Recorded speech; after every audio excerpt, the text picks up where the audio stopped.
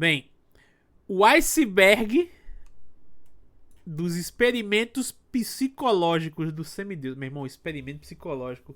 Eu lembro, de cabeça que eu lembro, tem aquele dos guardas e os prisioneiros. Tem o da LSD. Eu espero que não tenha MK Ultra, né? MK Ultra, doideira, né? Mas vamos lá, pessoal. Semideus, tradição do domingo. Iceberg dos experimentos psicológicos. Ih, meu irmão, o FBI tá aqui pra barrar a gente, será? Projeto Montauk, verdade. Qual é aquele outro que queria fazer o teletransporte do barco que todo mundo ficou soldado dentro? Axelay. Tem silence. Sejam bem-vindos.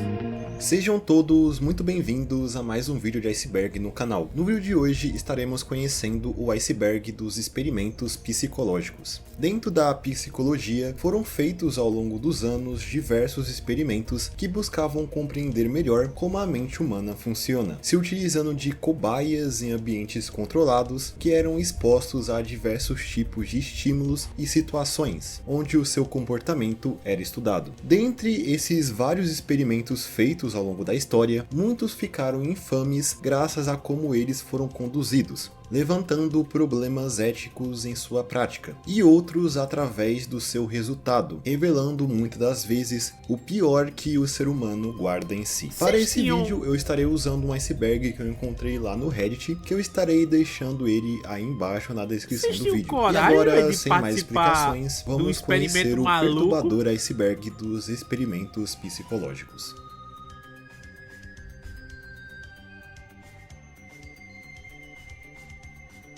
Não, velho, eu não tenho não, velho.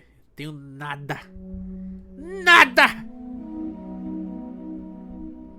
Esqueci de fazer o anúncio que saiu. O cão de Pavlov.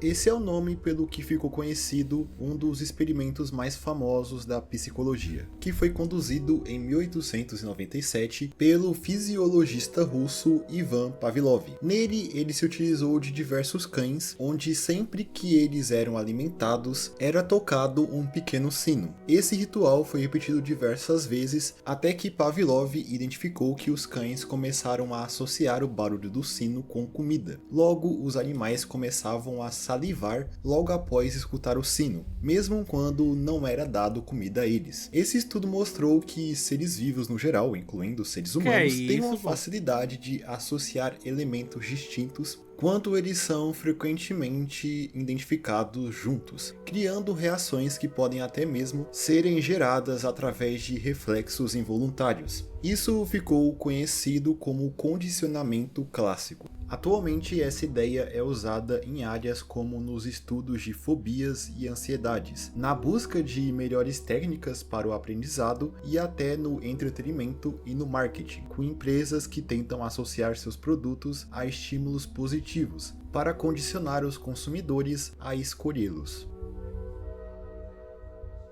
Tava fazendo a postagem aqui, A pessoal. caixa de Skinner. A caixa de Skinner foi um experimento pensado pelo psicólogo americano B.F. Skinner, que colocava um animal, sendo ele um rato ou um pombo, dentro de uma caixa que havia duas alavancas. Quando o animal finalmente apertava uma dessas alavancas, algo de positivo ou negativo acontecia, dependendo de qual alavanca ele puxou. Uma delas jogava um pouco de comida dentro da caixa e a outra dava um pequeno choque no animal. Ei, pô, isso aí é teste de gacha, pô. De gacha não, pô, pelo amor de Deus. Oxê, assim é fogo. Pega um jogador de Genshin que já é doente da cabeça, pô. Durante o experimento foi observado que o animal, após entender o que cada coisa fazia, ele começava a evitar o dispositivo que trazia a dor a ele, no caso o choque, e repetia constantemente a ação que lhe dava o reforço positivo, no caso a comida. Nesse experimento foi tirado a ideia do reforço positivo quando o animal recebe uma recompensa por fazer algo, a punição positiva quando uma ação dele gera algo negativo, o reforço negativo positivo quando uma ação sua faz com que algo negativo pare de acontecer, e a tal extinção, quando um reforço positivo, nesse caso a alavanca que dava comida ao animal, parar de depositar comida dentro da caixa. Isso fazia com que gradativamente o animal também parasse de puxar essa alavanca. O experimento da... Eu vi a foto do rato agora. Desculpa se eu tô interrompendo muito o vídeo, isso talvez vá acontecer com frequência. Tem teve um experimento, não sei se é psicológico. Não deve ser psicológico, não sei. Que é muito escroto. Que foi feito com ratos. Que ele consistia do seguinte: jogava um rato. Um rato é fogo. Jogava um rato dentro de uma bacia. Tá ligado? E o bichinho começava a nadar pra viver. Nadar, até pra ver, tipo, até onde ele ia conseguir nadando. Aí o que acontece, depois de, sei lá, papo de 6 horas, foi lá e o rato parou de nadar, tá ligado? Aí foi quando tiraram pegaram a pá, tiraram o rato. Aí jogaram ele de novo. Aí como ele tinha esperança que a pá ia voltar, o bichinho nadou papo de sei lá, 12, 18 horas, tá ligado? Porque não, a pá vai chegar, pô, tá ligado? Isso é isso mesmo, você é maluco, velho. Isso é tortura, pô.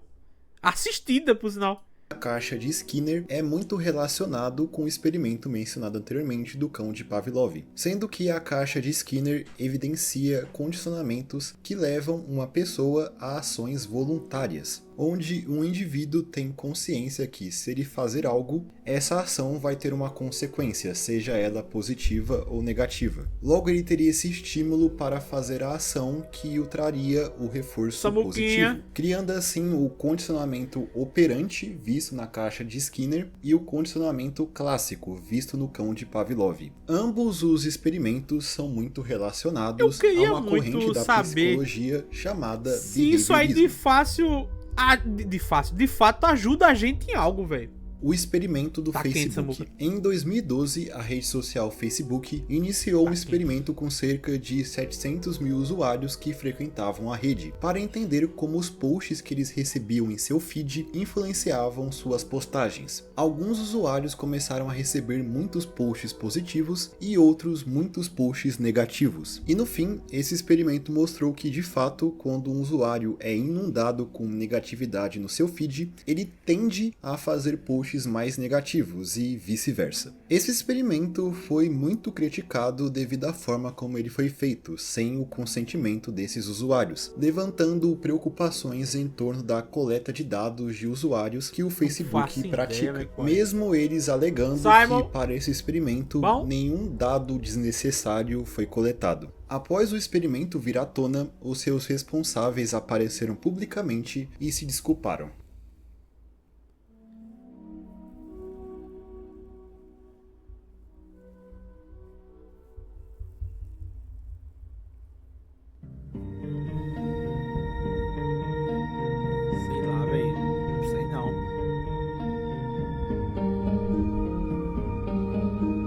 Estranhos idênticos. Esse caso está relacionado a 3 irmãos gêmeos chamados Edward Galland, David Kellman e Robert Shafran.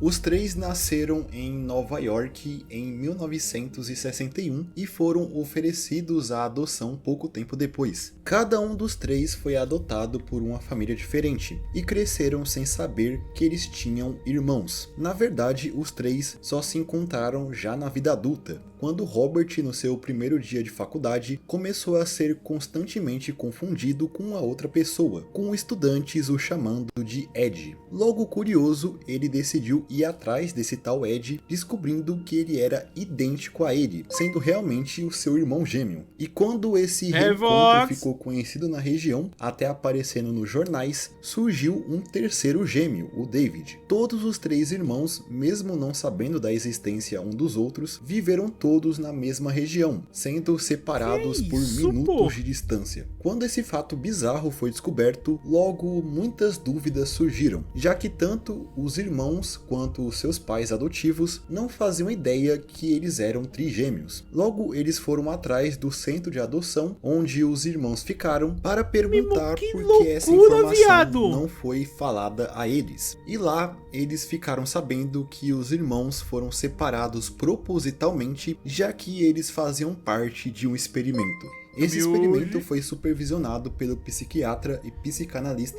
chamado Peter Neubayer, que junto da Child Development Center desenvolveram esse experimento para entender como indivíduos geneticamente muito parecidos se comportariam em ambientes sociais distintos, para responder o que pesava. O cara literalmente resolveu fazer isso porque sim, tá ligado? Não foi um negócio acordado, ele só olhou, acordou e disse: eu vou fazer esta merda aqui. Que merda é essa, pô? Tá maluco, pô? Camioji, Revox, muito obrigado, velho. Camioji, muito obrigado pelos 22 meses. E Revox, muito obrigado pelos 14, velho. Pessoal, por favor, exclamação Belize, Gugu e Bubu, nossos amigões. Muito, muito, muito obrigado, velho.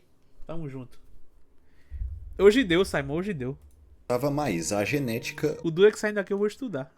Ou meio. Os membros dessa pesquisa acompanharam a família por vários anos, acompanhando o crescimento dos gêmeos, alegando que aquela pesquisa era na verdade sobre crianças adotadas, não sobre gêmeos separados. Após esse experimento ser exposto, houve muitas críticas em cima dele, o considerando um experimento cruel e antiético, tendo comparações até com experimentos que eram feitos lá na Alemanha dos anos 40. Os resultados da pesquisa estão em sigilo com os arquivos guardados na Universidade de Yale. O líder da pesquisa, o Peter Neubayer, veio a falecer em 2008. Robert e David ainda estão vivos. No entanto, Edward tirou sua própria vida em 1995, antes de toda a verdade vir à tona. Essa história foi explorada no documentário Three Identical Strangers, de 2018.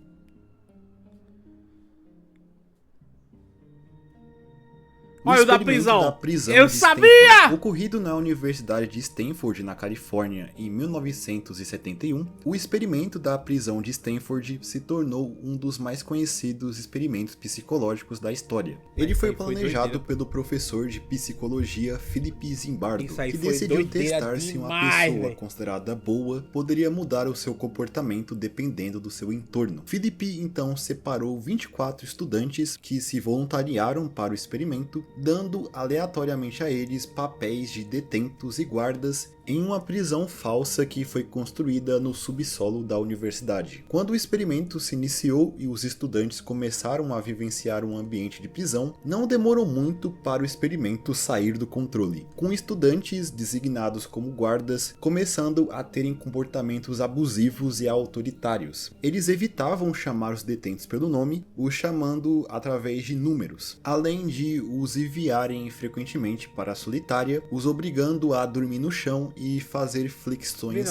constantemente. Também os fazendo fazer suas necessidades em baldes. A situação estava tão caótica que o experimento teve que ser interrompido antes da hora, durando cerca de uma semana. No entanto, esse curto período de tempo foi o suficiente para que Zimbardo chegasse à conclusão que o ambiente exerce, de fato, uma forte influência sobre o comportamento humano. O estudo mostrou que colocar pessoas consideradas boas em situações ou lugares ruins pode levar a mudanças drásticas em seu comportamento. Os participantes que assumiram o papel de guardas, por exemplo, rapidamente adotaram comportamentos abusivos, enquanto os prisioneiros se tornaram submissos e resignados, aceitando os maus tratos. Existem, no entanto, questionamentos em torno do próprio Zimbardo, que nesse experimento tinha o papel de mais ou menos o diretor dessa prisão. E ele pode, segundo alguns, ter aconselhado os guardas a terem esse tipo de conduta. Inclusive, um dos participantes que assumiu o papel de guarda disse posteriormente que ele assumiu esse papel de um guarda autoritário porque ele lidava com esse experimento como se fosse uma peça de teatro. E ele achava que seria mais divertido interpretar esse papel de um guarda cruel. Bem, assim... Isso é aquele bagulho de se pensar, tá ligado? Tipo, que as pessoas que recebem determinado poder mostram quem são de verdade, tá ligado? Tem muito essa frase aí, que principalmente os mais velhos falam, né? De tipo, tá vendo tu? Dê dinheiro, mas não dê moral. Porque o cabo, quando tá com recurso a mais, ele quer ser melhor que todo mundo. Tem muita gente assim, velho. O Pequeno Albert. Nesse Verdade, velho. O tecido da realidade, meu irmão. Acabou. Eu nem notei.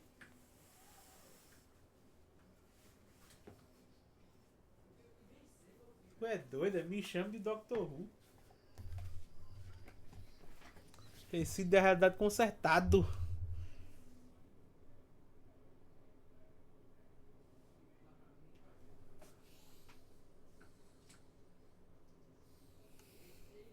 Mas é muito aquele bagulho, tá ligado? Pessoas são naturalmente boas ou pessoas são naturalmente ruins, tá ligado? É aí que, sei lá, tem-se a grande discussão.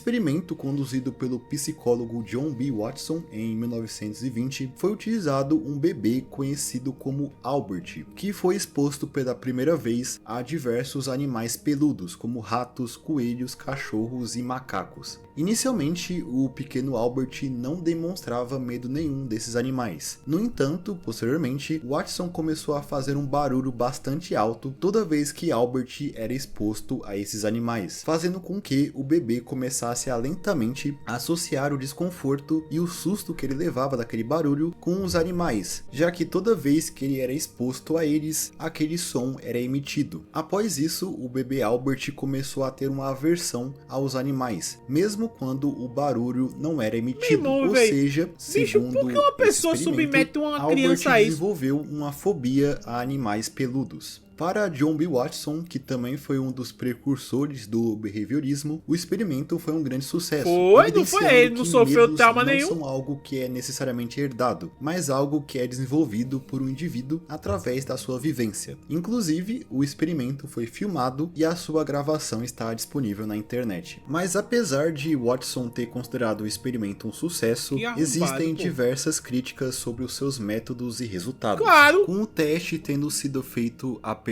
uma vez, com hipóteses que levantam até que Albert já poderia ter uma predisposição para desenvolver essa fobia, além de indagarem como o experimento foi realmente conduzido. Atualmente, a identidade do pequeno Albert é desconhecida e não se sabe como o experimento afetou sua vida dali em diante e se ele está vivo hoje em dia, sendo que após o experimento não houve tentativas para tentar fazer ele perder esse medo, e ele foi condicionado a ter. Não, esse cara é maluco, pô. E mais maluco ainda é quem cede o filho pra fazer um bagulho desse. O cara que concorda, tá ligado? Não, eu deixo. Você pode ir lá traumatizar meu filho. Você é maluco? Você come merda?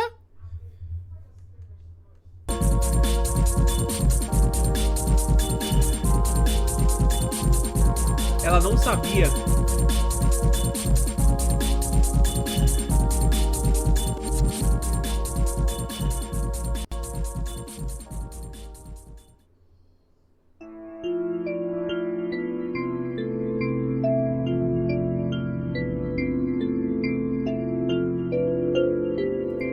Efeito espectador. Esse é o nome de um fenômeno psicológico que descreve a ideia de quanto mais pessoas estão presentes em um ambiente, menor é a probabilidade de algum desses indivíduos intervir em alguma situação que está acontecendo naquele ambiente. Esse efeito é frequentemente associado à difusão de responsabilidade, em que as pessoas assumem que outra pessoa ajudará, diluindo assim a obrigação de agir. O efeito ganhou proeminência a partir de um caso que ficou conhecido como o assassinato de Kit Genovese, que ocorreu em 1964 em Nova York, quando a bartender Kit Genovese foi abusada, roubada e morta do lado de fora do seu apartamento. É dito que quando ela estava sendo agredida, ela estava gritando, podendo ser ouvida por todos os moradores da região. O seu assassino, que se chamava Winston Mosley, de 29 anos, foi preso alguns dias depois do crime. Inicialmente, ele foi sentenciado à morte, porém porém sua sentença foi logo mudada para a prisão perpétua. Ele veio a falecer na prisão em 2016. Algumas semanas após o crime, o jornal New York Times fez uma denúncia afirmando que dezenas de pessoas ouviram os gritos de Kitty, porém ninguém tentou ajudá-la. Apesar disso, hoje muitos consideram que algumas pessoas realmente chamaram a polícia, mas ainda assim sendo uma minoria.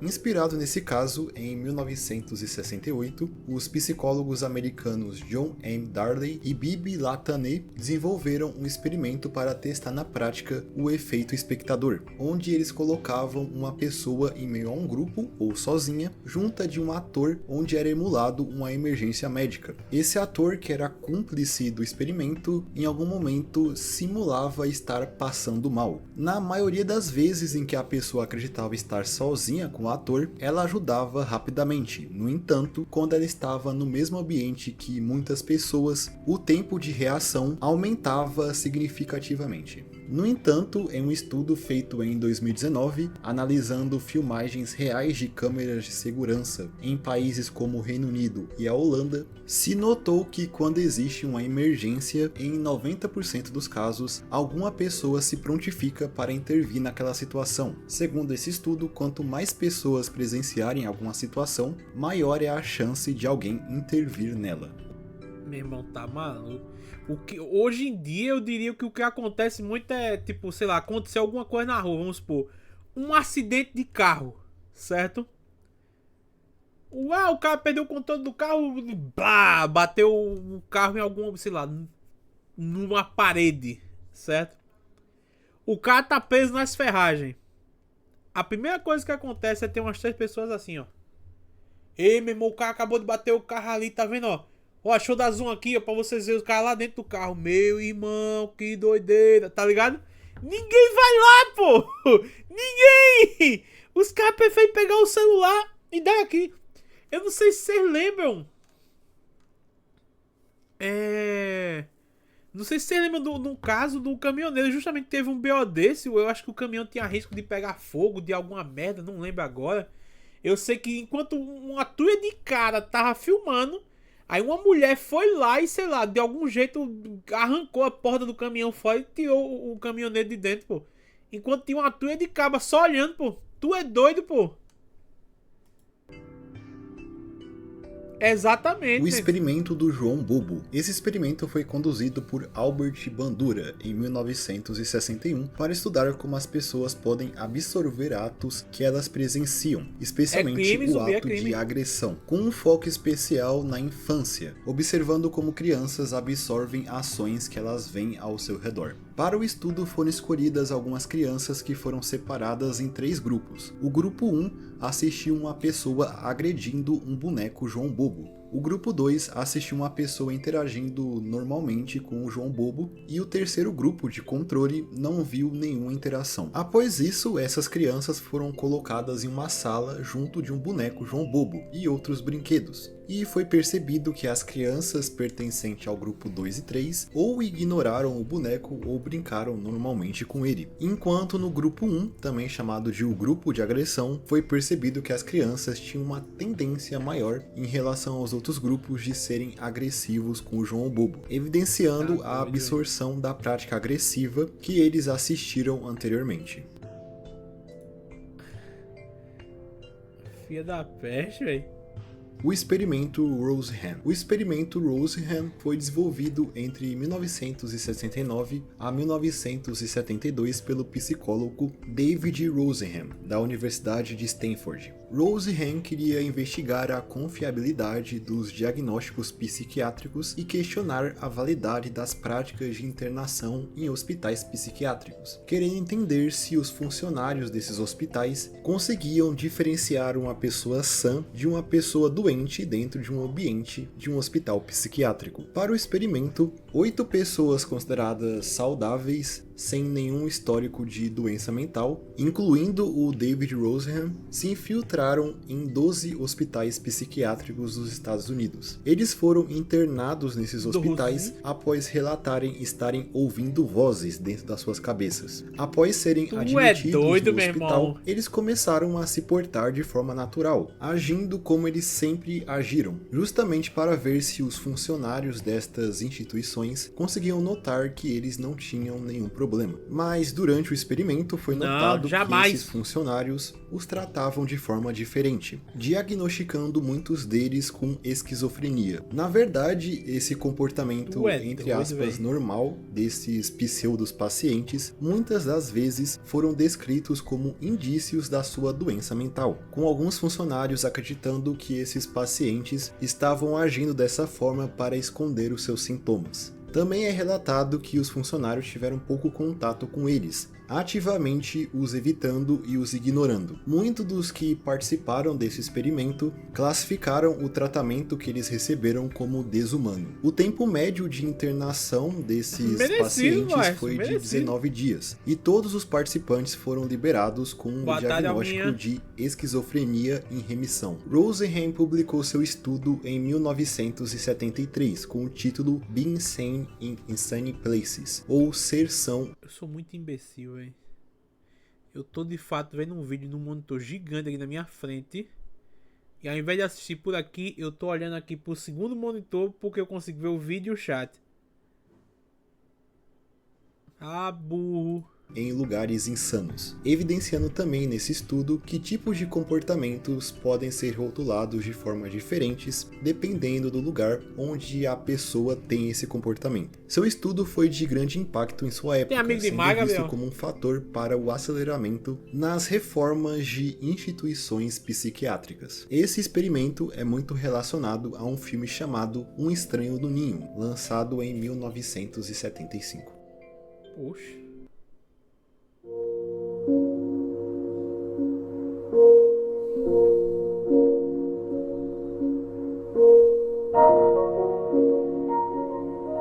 O estudo monstro. Esse é o nome de um controverso experimento feito pelo fonoaudiólogo Wendell Johnson em 1939 na cidade de Davenport, no Iowa, que foi feito para investigar as reais causas da gagueira, já que Wendell acreditava que o desenvolvimento de gagueira estava ligado à educação. Ele então reuniu cerca de 22 crianças órfãs do estado. Agora me pegaram. Gagueira é condição neurológica? É? Gagueira.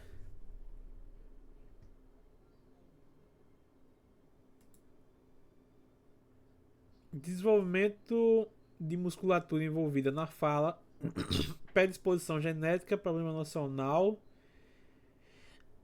Alteração na coordenação entre as áreas do cérebro responsável pela fala, fator ambiental como estresse.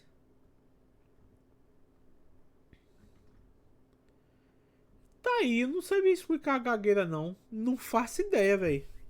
Não faço ideia. E as dividiram inicialmente em dois grupos, as que tinham gagueira e as que não tinham. Dentro desses dois grupos foram formados mais dois grupos. No primeiro grupo, as crianças passavam por uma terapia de fala em que elas eram bem tratadas e elogiadas, enquanto o outro grupo tinha a experiência oposta, onde eles passavam por uma terapia de fala em que elas eram criticadas por pequenos erros e onde o profissional que a atendia falava que a sua fala era bastante defeituosa. Ao fim do experimento, que durou alguns meses, o grupo de crianças que não tinha gagueira e passaram por uma terapia negativa desenvolveram ansiedade e problemas de fala, que antes elas não tinham. E as que já apresentavam gagueira e passaram pela terapia negativa pioraram o seu quadro. As que passaram pela positiva não apresentaram piora. Esse estudo foi extremamente criticado na sua Resumindo, eu vou pegar um monte de criança que tá ok e vou estragar elas, né? Literalmente foi o que ele fez. Pureza antiética. Não é à toa que ele recebeu o nome de estudo monstro. Foi levantado que o feedback negativo causou danos emocionais e psicológicos duradouros em algumas das crianças. E isso foi agravado ainda mais pelo fato dessas crianças serem órfãs.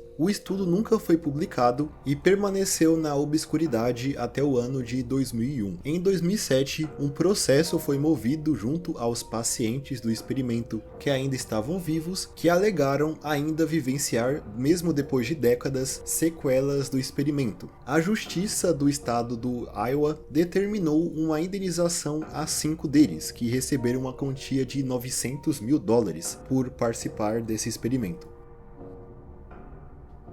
Pai, dinheiro, viu? Esse O cara, bicho, tu recebeu pra maltratar teu filho, pô, tá maluco?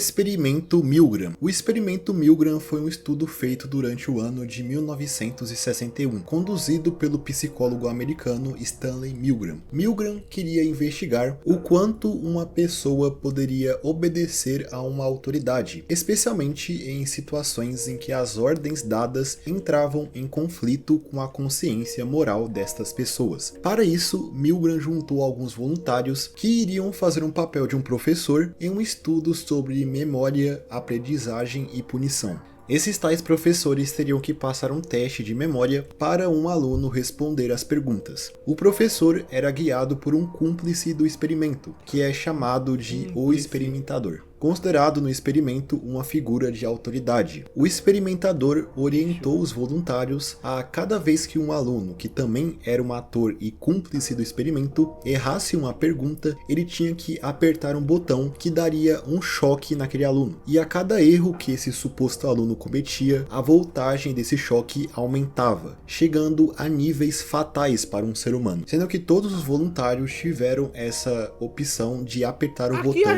que daria o choque fatal. Quando o voluntário apertava o botão de choque, o ator que se passava pelo aluno simulava ele tomando o choque, chegando a chorar de dor e implorando para que aquilo parasse. A única pessoa que não sabia que aquilo era um experimento era justamente esse tal professor. E o estudo queria entender o quão longe uma pessoa podia fazer algo imoral simplesmente porque ela estava recebendo ordens. Milgram publicou sobre o seu estudo em 1963, revelando que de todos os voluntários que participaram do teste, 65% deles daria um choque elétrico fatal no tal aluno apenas porque ele estava cumprindo ordens. Esse experimento foi muito relacionado à ideia de pessoas durante períodos de guerra, como a Segunda Guerra Mundial, que cometeram atos hediondos, justificaram seus atos com o argumento de que eles estavam apenas cumprindo ordens, levantando questões morais sobre, nesses casos, se realmente essas pessoas podem ser responsabilizadas por algo que elas foram ordenadas a fazer. Agora não seja. Tá maluco, filho da peste. Utopia dos ratos. Em 1962, o etólogo John B. Calhoun conduziu um experimento que ficou conhecido popularmente como a Utopia dos Ratos, também conhecido como Universo 25 ou Halo Comportamental. Calhoun queria entender os efeitos da superpopulação em uma colônia de ratos. Para o experimento foi criado um ambiente controlado onde esses ratos viveriam, descrito como um paraíso para os animais com comida e água ilimitada e ambientes propícios para a reprodução. O tanque onde se localizava esse ambiente podia comportar mais de 3.000 ratos. De início, os ratos, após chegarem no lugar, começaram a criar ninhos e se reproduzir, com a população crescendo cada vez mais. Logo, a partir de um certo momento, já no estado considerado de superpopulação, já era possível ver sinais estranhos naquela população. Alguns ratos começaram a se tornar extremamente agressivos uns com os outros, sem motivo aparente. Outros começavam a se isolar por completo, e também era possível ver algumas mães abandonando seus filhos, aumentando em muito a taxa de mortalidade, com ratos jovens morrendo por negligência. Então, por causa desses fatores, aquela comunidade entrou em declínio, com os animais morrendo até que não restasse mais nenhum deles. Esse experimento ficou bastante popular durante os anos 70, principalmente nos Estados Unidos, onde o experimento foi visto como um presságio assustador para um possível futuro da humanidade, já que durante essa década a população dos grandes centros crescia exponencialmente, junto do crime que proliferava em um estado alarmante. Logo, esse experimento poderia nos mostrar que o crescimento populacional desenfreado poderia nos nos levar a um estado tão grande de estresse social que a sociedade poderia colapsar. Tem No mais entanto, coisas, Zé, no apesar experimento? disso, esse estudo também é criticado, levantando diferenças comportamentais entre ratos e seres humanos, sendo que é dito que os ratos tendem a se estressar mais do que humanos em um estado de aglomeração.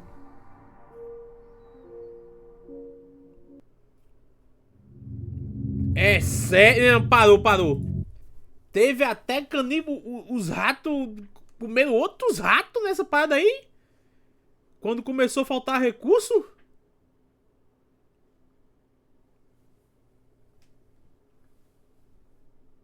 Minha nossa, velho, tá maluco, pô.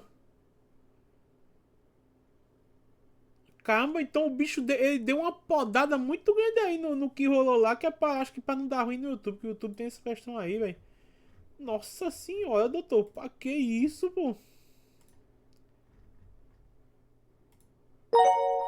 Lavenger mandou R$ 10. Bom dia, Bubura. Aceitas um rebite pra se manter online? Quero um rebite não, lá vejo. Tô bem. Eu tô bem, não preciso do rebite não. Muito obrigado, velho. Meu irmão. Cara. Como é o nome do experimento mesmo? Aí vocês têm o nome de cabeça aí só pra gente ver aqui. Tem verdade, né? Sei lá. Experimento dos ratos. No paraíso, é isso? Utopia dos ratos. Utopia dos ratos.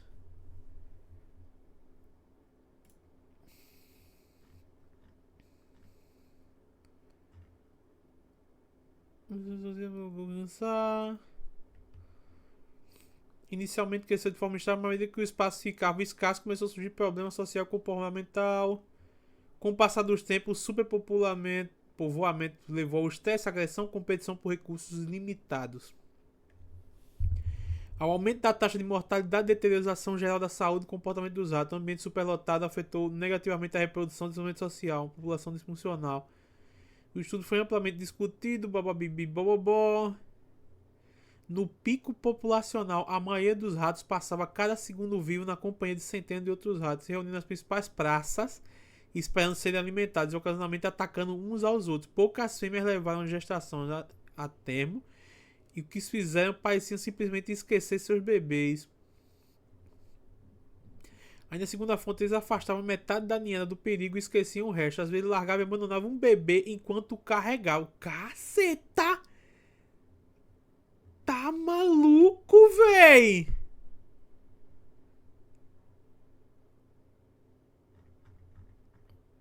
Os belos. Dentro dos espaços isolados, calcam uma população que eles chamam de os belos. Esses espaços são geralmente guardados por um macho e as fêmeas, com poucos machos. Dentro desse espaço não se reproduziam, brigavam ou realizavam qualquer atividade além de comer, cuidar e dormir. À medida que a população começou a diminuir, os belos foram poupados da violência e da morte, mas perderam completamente o comportamento social, como acasalamento ou cuidado com os filhos. O experimento de Calhoun foi interpretado na época como evidência do que podia acontecer em um mundo superpopuloso. Naquela época, vai embora de ficção científica.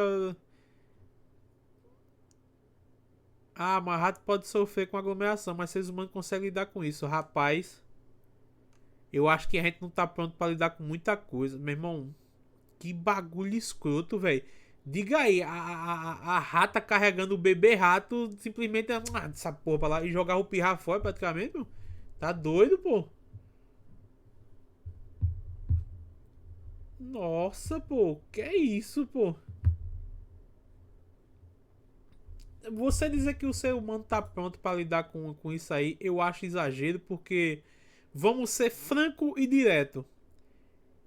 A gente, psicologicamente falando, não conseguiu nem lidar direito com pandemia, pô, de todo mundo tá dentro de casa isolado, que afetou muita gente no sentido psicológico, e atrasou a gente até no sentido do básico, que foi de ensino.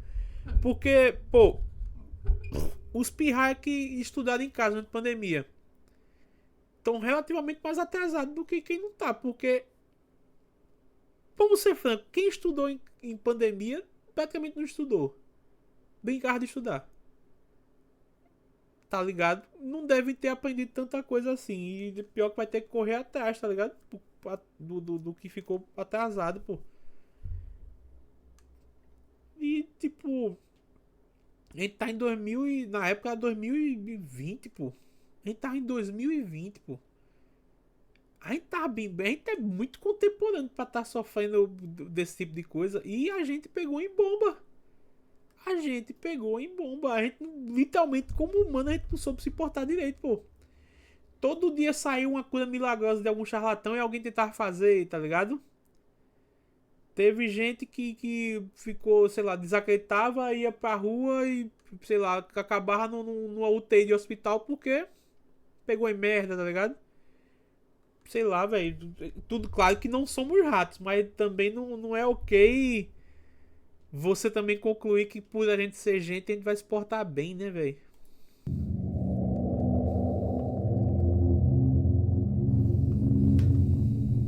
Ozônio no caneco. MK Ultra. MK Ultra é um dos... Ferro! Ei, Semidas! Rapaz, ele pegou um tema agora burro no olho, viu, bicho? Meu amigo! Ei! Aqui é murro no olho, viu? MK Ultra. MK Ultra é um dos mais conhecidos experimentos secretos conduzidos pela CIA durante a Guerra Fria, entre os anos de 1950 até mais ou menos 1970, com o principal Sim, o objetivo MK Ultra de foi encontrar verdade. estratégias de interrogação e controle da mente, tudo a fim de extrair informações sigilosas de espiões e outras figuras de interesse. A agência se utilizou de diversas organizações de fachada nos Estados Unidos, Canadá e Reino Unido para se aproximar de possíveis cobaias para conduzir experimentos sem o seu consentimento. Essas cobaias passavam por tratamentos de descarga elétrica, também sendo forçadas a consumirem drogas alucinógenas, como o LSD, além de práticas como a privação do sono. Muitas dessas cobaias eram pacientes em hospitais psiquiátricos e presos em instalações federais. Uma prática comum dentro do MK Ultra era organizar festas onde pessoas eram drogadas com alucinógenos para serem estudadas pelos agentes. Existiu até mesmo uma operação dentro do MK Ultra chamada Midnight Climax, onde foi criado bordéis falsos em que os clientes civis eram atraídos para eles serem secretamente drogados. Por muito tempo, esses experimentos eram parte de teorias da conspiração, e isso perdurou até que foram disponibilizados ao público documentos secretos da CIA que comprovavam a existência do MK Ultra, isso em 1975, através da Comissão Church, que liberou esses documentos. Meu irmão, agora aquele negócio. Quem foi o primeiro desgraçado que disse: rapaz, isso aqui é o governo fazendo loucura aí com a gente, velho? Tá ligado? Porque pra existir o boato, teve que alguém ser o maluco que... Não. Esse bicho é o do conta. Ele é o inventor das histórias, tá ligado? E no fim é verdade. Você é doido, velho.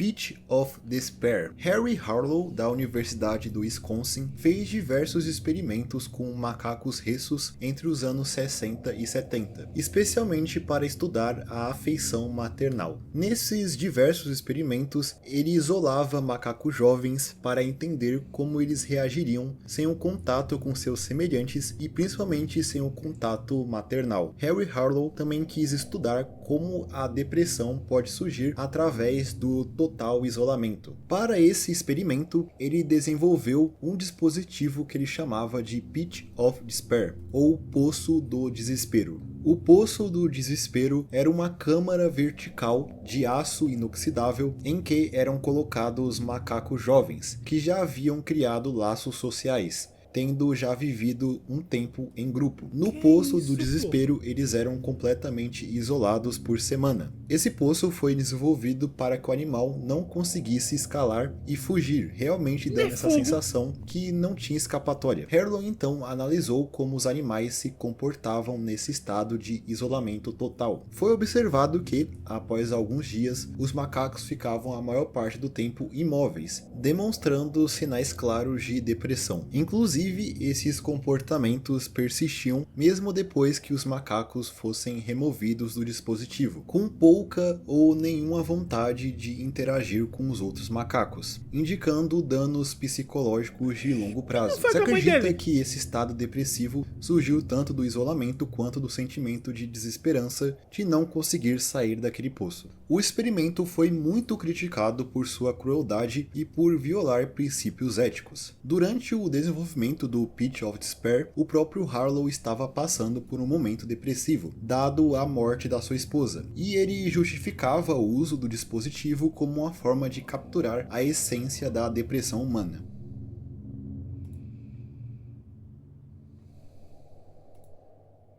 Ginny. Ok, esse talvez seja um dos casos mais perturbadores que eu já trouxe aqui no canal. Ginny foi o nome dado a uma garota que nasceu no ano de 1957, em Arcadia, na Califórnia. Com 20 meses de idade, ela foi isolada à força pelo seu pai, chamado Clark Willey, em um quarto trancado, amarrando seus... A gente literalmente falou agora mais cedo, faz com a tua mãe então, aí o cara vai e faz com a filha.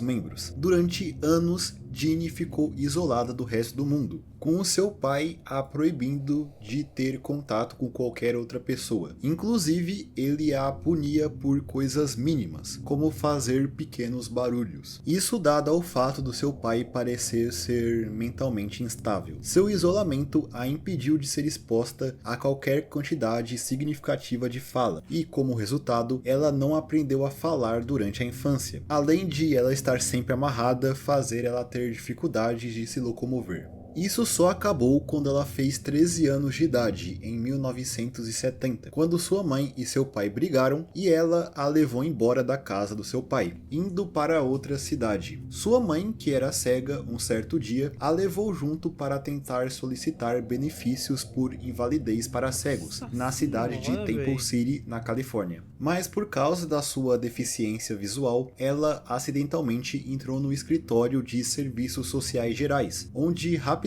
os funcionários ficaram intrigados com o comportamento e a aparência de Ginny, sendo que, apesar dela ter 13 anos, ela se comportava como uma criança de 6, com uma aparência bastante magra e com gestuais não convencionais. Após esses funcionários saberem da história da garota, logo a polícia foi chamada e os seus pais foram indiciados por deixar sua filha naquela situação de isolamento total por tantos anos. No entanto, seu pai em específico nunca foi julgado propriamente, já que quando a história de Ginny se tornou pública, ele decidiu tirar sua própria vida, deixando para trás um bilhete que dizia apenas algo como "eles nunca irão entender". Quando foi resgatada, Ginny estava severamente subdesenvolvida física e mentalmente. Seu caso chamou a atenção de cientistas e linguistas que viram nela uma oportunidade única para estudar os... O resto dos caras viu ela como mais um material de estudo, pô. Tá maluco?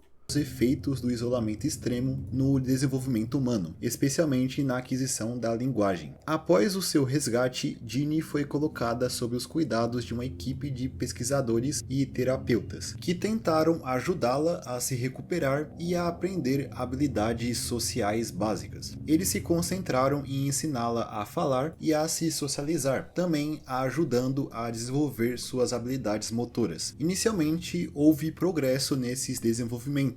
Ela aprendeu algumas palavras e também começou a se comunicar de forma bem rudimentar. No entanto, seu desenvolvimento linguístico nunca foi muito longe. Ela nunca teve a capacidade de formar frases muito complexas. Durante esse período, ela passou por várias mudanças de lar e cuidadores, até que ela retornou aos cuidados da mãe, que proibiu mais pesquisas e estudos em cima de seu caso. Sua mãe veio a falecer em 2003. Ginny hoje vive em uma instituição de cuidados e pouco se sabe sobre sua vida atual, já que ela foi afastada do público e da mídia para proteger a sua privacidade. Inclusive, Ginny é um pseudônimo dado a ela, já que não se sabe o seu nome real. Ela também ficou conhecida como a Garota Feral. Atualmente, o caso de Ginny chama a atenção pela crueldade que ela passou durante a infância e o que a sua infeliz situação contribuiu para o entendimento do desenvolvimento humano e o quão prejudicial pode ser o isolamento para o desenvolvimento inicial de uma pessoa.